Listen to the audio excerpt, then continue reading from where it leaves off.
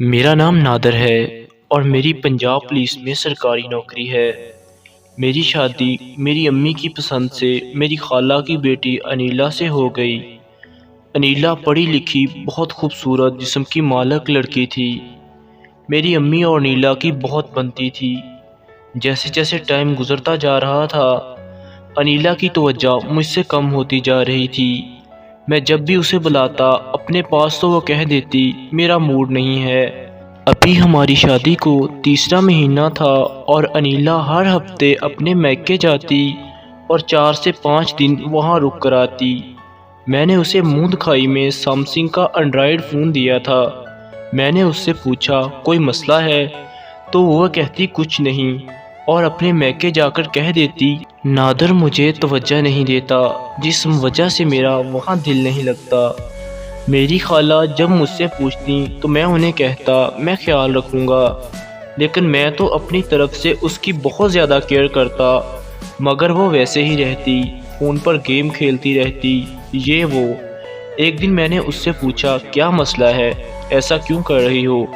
تو وہ بولی نادر جب میں آپ کے پاس آتی ہوں تو ہمارا سیکس تو ضرور ہو جاتا ہے، لیکن مجھے مزہ نہیں آتا اور نہ ہی میں ذہنی طور پر مطمئن ہوتی ہوں۔ میں نے پوچھا وہ کیوں؟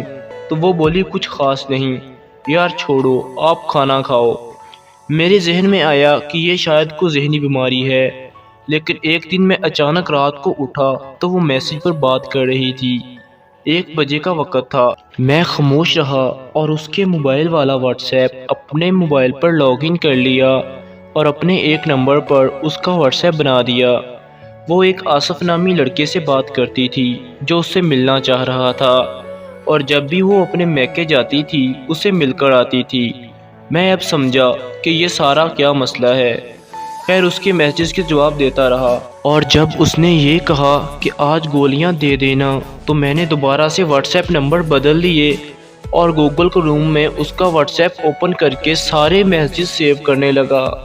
مجھے اور میری ماں کو رات کی چائے میں نیند والی گولیاں دینے کی تیاریاں تھیں۔ خیر میں سب جان چکا تھا۔ میں نے ڈرامہ کیا اور چائے ٹھنڈی ہونے کے لیے رکھ دی اور وہ باہر چلی گئی۔ میں نے چائے گلاس میں ڈال کر ضائع کر دی اور اسے یہ محسوس کروایا کہ گلاس میں پانی پینے آیا ہوں، اور سونے کا ناٹک کرنے لگا۔ کچھ ہی دیر بعد وہ لڑکا ہمارے گھر میں داخل ہوا اور انیلا کو اس نے گلے لگا لیا۔ میں نے اٹھ کر اسے پکڑ لیا اور سارے رشتہ داروں کو کال کر کے بلایا۔ سب آئے، سب کو ملوایا اس لڑکے سے اور سب کے سامنے انیلا کو طلاق دی، اور اس لڑکے کو کہا اسے اپنے ساتھ لے جاؤ اور اسے اپنے ساتھ ہی رکھو، مجھے اس کی کوئی ضرورت نہیں۔